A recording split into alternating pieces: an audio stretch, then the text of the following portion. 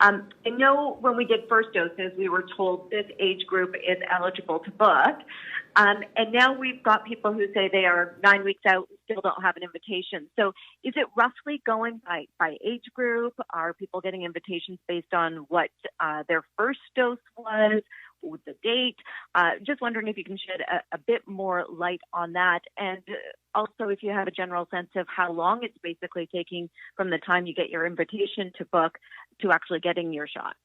Yeah, so thanks. And in general, yes, it's we prioritize people based on age. As you know, we had a shorter interval to start with, and then we extended the interval to up to 16 weeks. And so there was a large group of people, particularly in long-term care homes, who had already got their second doses before we ended up extending the interval. So it really is based on age, with the priority going to those who are the longest from receiving their second dose. So that does mean that for some people, where the goal is to get invites out to people by week 7 in particular, or week 8, so that you can get booked within the next week to 2 weeks. So for most people right now, it's around week 10, although there's some people, as I mentioned, who received their vaccines in March who are waiting a longer period of time.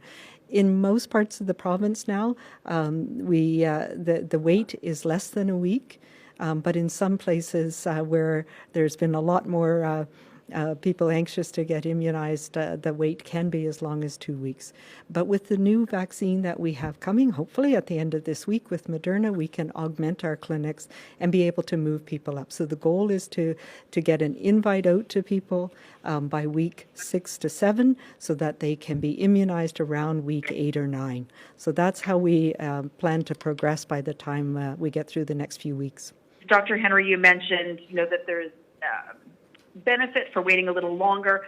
I'm sure you get a bazillion of these. I get a few of the questions from people, especially getting AstraZeneca. Should they wait longer? Should they get it at their 12 weeks? In places like here on the island where the wait for your second Pfizer can be up to a month, should they just go for the AstraZeneca? I think there's just people are feeling like there's a lot of decision making in their own hands, and they don't necessarily feel like they're up to the challenge of making the right choice. Yeah, it is really difficult. I understand that, and the wait times will be coming down for the mRNA vaccines from the mass clinics, so that will help a little bit. But yes, it is reasonable to wait for 12 weeks for AstraZeneca, particularly if you're in a community where there's low rates of transmission. So it is a little bit dependent on where you live and which vaccine you can access sooner. So here on the island, as you say, the waits in our clinics tend to be a little bit longer, but those will come down too. The other thing that I'll say for people with who received AstraZeneca is that we will have more information from the UK by the end of June. So if your 12 weeks isn't up before the end of June, that can be helpful. I can't give you a definitive answer right now about whether it's the same or better to receive an mRNA vaccine after a first dose of AstraZeneca. I can tell you that it's not worse and that there's what we call non-inferiority, which is kind of a funny way of saying in the medical terms that they're at least as good as receiving a second dose of AstraZeneca. So if you are at least concerned a little bit, you can wait, or you can just make the choice about whichever vaccine comes up first for you.